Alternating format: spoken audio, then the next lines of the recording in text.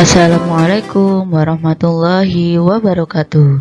Jumpa lagi bersama konten belajar ID.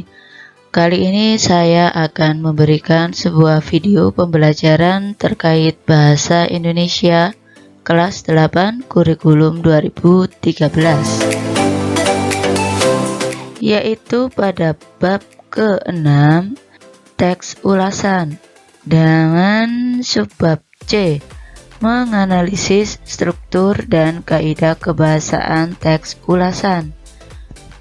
Sebelum kita mulai, mari kita berdoa terlebih dahulu sesuai dengan agama dan kepercayaan masing-masing. Berdoa, silakan.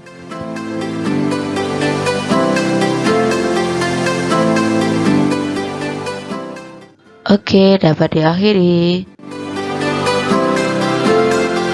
Oke, tujuan pembelajaran yang akan kita peroleh setelah mempelajari materi kali ini diharapkan mampu menganalisis yang pertama struktur teks ulasan dan yang kedua kaidah kebahasaan teks ulasan. Oleh karena itu silakan disimak dengan baik ya seluruh submateri yang akan dijelaskan nanti. Selamat belajar. Submateri yang pertama atau kegiatan pertama yaitu struktur teks ulasan. Bagaimana strukturnya atau bagian-bagian dari teks ulasan? Mari kita simak ya.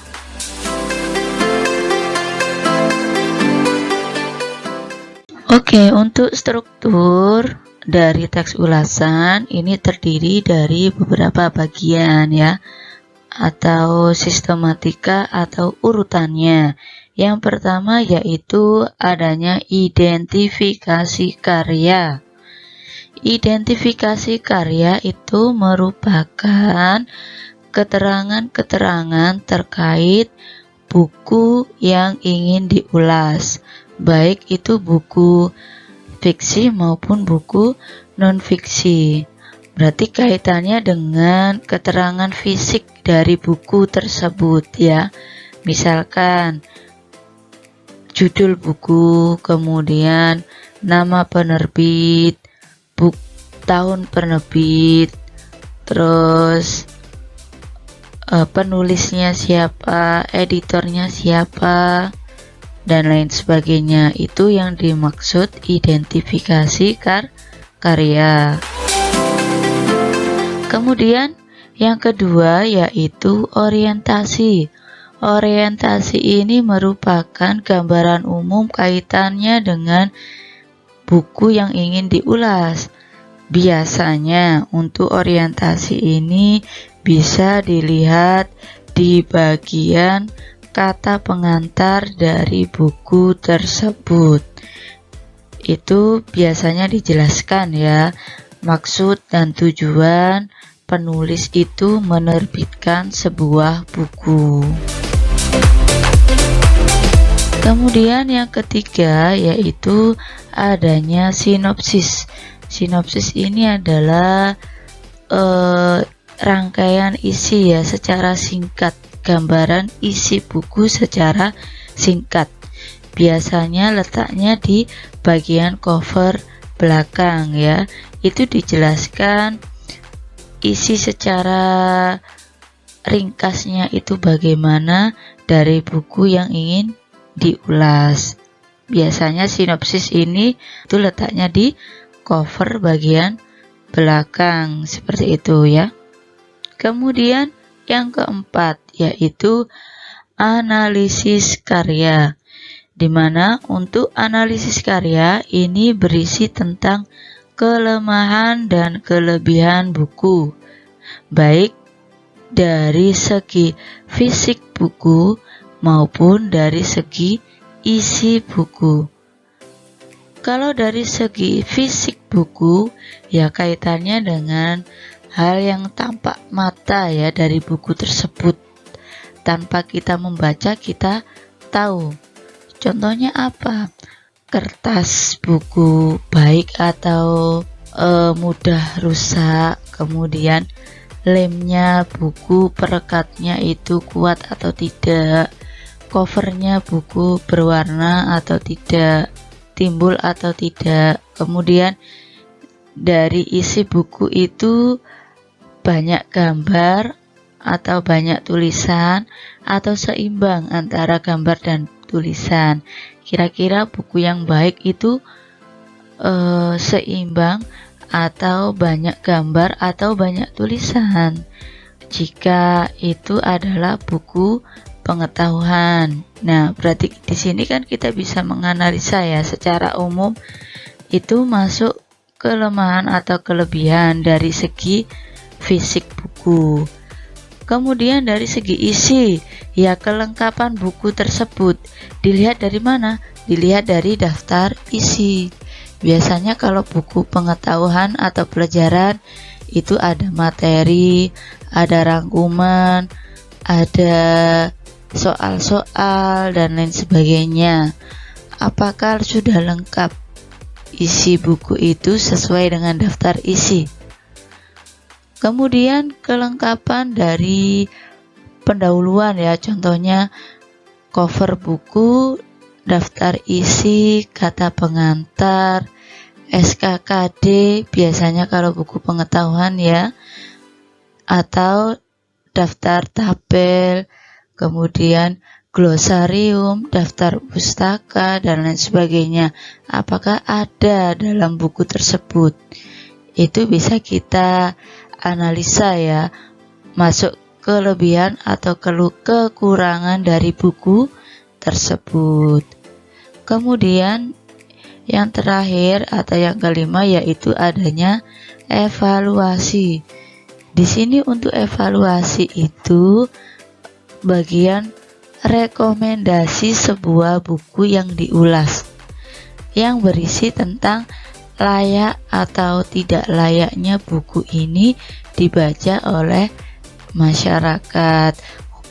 Jika layak, itu bukunya dibaca oleh kalangan pelajar kah, masyarakat umum kah, atau ibu-ibu menyusui kah, dan lain sebagainya.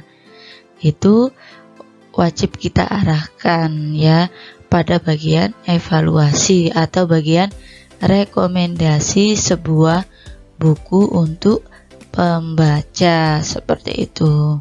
Dari sini dapat dipahami ya. Oke, untuk lebih mendalami dari struktur teks ulasan, mari kita pasangkan ya kolom sebelah kanan dengan kolom pernyataan yang ada di sebelah kiri. Oke, yang pertama ya, bahasa novel ini mengalir lancar dan mudah dipahami. Kira-kira ini masuk bagian struktur yang mana? Kita lihat dulu. Kalau membahas kaitannya dengan kebahasaan novel, berarti ini yang dianalisis adalah bagian isi buku fiksi ya. Berarti kira-kira yang mana? Ya, kira itu bagian analisis yang D. Kemudian yang kedua, novel memberikan banyak pelajaran pada pembacanya, antara lain bahwa kita harus pandai bergaul dengan orang lain. Nah, ini kira-kira masuk bagian mana ya? Bagian rekomendasi F ya. Kemudian yang ketiga, Ateis merupakan salah satu novel terbaik yang memperoleh hadiah tahunan pemerintah RI tahun 1969. Ini kaitannya dengan isi, berarti awalan ya, berarti masuk orientasi. Kemudian ini yang nomor 4 ada judul, ada pengarang ya, berarti jelas ini masuk identitas buku. Kemudian Novel ini menceritakan perjalanan hidup tokoh. Berarti ini masuk mana? Sinopsis. Karena menceritakan kaitannya dengan isi ya. Oke, untuk evaluasi ini tidak ada ya, tidak menampakkan kelemahan dan kelebihan dari buku. Jadi tidak ada di sini untuk pernyataan evaluasi. Dari sini dapat dipahami ya. Kalau begitu, kita beranjak pada submateri atau kegiatan yang kedua, yaitu kaitannya dengan kaidah kebahasaan teks ulasan. Jadi, tetap disimak dengan baik ya, supaya mudah dipahami. Nah, kira-kira kaidah kebahasaan dari teks ulasan ini apa saja ya yang sering muncul di teks ulasan? Yang pertama yaitu adanya konjungsi penerang ya, yaitu konjungsi yang memberikan sebuah penjelasan awal dari teks ulasan tersebut. Misalkan contohnya adalah bahwa, yaitu, yakni, merupakan, adalah, dan lain sebagainya. Konjungsi penerang ini bisa dikatakan kata kopula. Kata kopula itu ya kata yang menerangkan tentang suatu hal dengan menggunakan kata-kata penerang seperti itu. Bahwa, yaitu, yakni, merupakan, dan lain sebagainya. Kemudian konjungsi yang kedua yaitu konjungsi temporal, kaitannya dengan waktu atau menerangkan waktu. Contohnya sejak, akhirnya, semenjak, kemudian, dan lain sebagainya yang menunjukkan tentang waktu atau kondisi atau keadaan ya. Kemudian yang ketiga itu adanya konjungsi penyebab yang menyatakan sebab kaitannya dengan teks ulasan. Misalkan ada kata akan tetapi, karena, sebab, disebabkan, dikarenakan, dan lain sebagainya. Kemudian yang terakhir yaitu adanya pernyataan rekomendasi. Ini ya yang lebih khusus. Rekomendasi itu memberikan sebuah penilaian kaitannya dengan teks ulasan, atau istilahnya itu rangkuman akhir dari buku yang diulas. Misalkan kaitannya dengan ada kata-kata jangan sampai terlewatkan ya, atau jangan sampai kalian tidak membaca buku ini, dan lain sebagainya. Atau contoh lagi kata harus ya, kalian harus membaca buku ini ketika sore hari, maka akan memberikan kesan yang sangat mendalam bagi pembaca. Misalkan seperti itu. Jadi ada arahan-arahan atau rekomendasi dari penulis ulasan kepada pembaca seperti itu. Kemudian ada kata hendaknya ya. Hendaknya pembaca membeli buku ini sebelum kehabisan stok.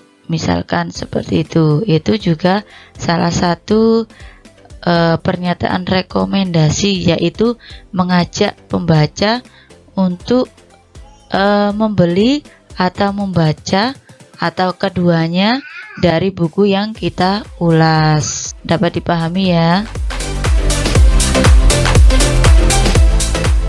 Nah, sekarang kita memahami dengan cara memasangkan kaidah kebahasaan berikut dengan kalimat yang ada di bawahnya.